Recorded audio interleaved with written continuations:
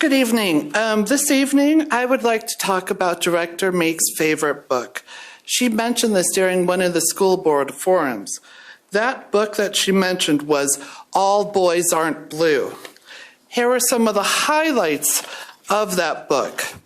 There were several mentions of the N-word, several slur words for homosexuality and homosexuals.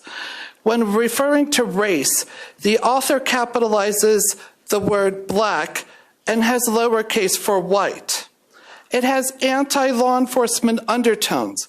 It has anti-white references. It refers to heterosexual men and women as cis. It refers to American history as the greatest fable ever written.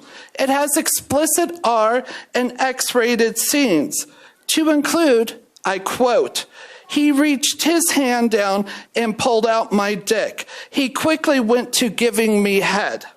There's more explicit sex scenes, but that's for a later day.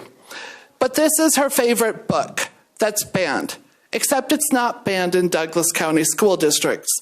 It's in multiple schools, as a matter of fact. I would also like to refer to Susan Meeks. She sits on the Douglas County Equity Council.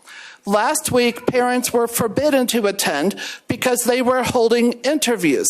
There was no notice or anything given, not even a Google link provided. Now, as we know, Meek and Ray were instrumental in the January 31st Zoom call as well as teacher walkout. We know that some of those members in Equity Council promote books such as All Boys Aren't Blue. I think we should make Equity Council meetings as public as we do board meetings. It'd be great. Zoom it in, then we don't have to come in here and complain about it. And then we could learn about it. That would be equitable. That's one of Meek's favorite words. She likes to promote equity. So, okay, 46 seconds. With that, I would also like people to understand that Meeks is instrumental for bringing in No Place for Hate. I suggest you start reading about that because that book, All Boys Aren't Blue, promotes hate. Thank you and have a good evening.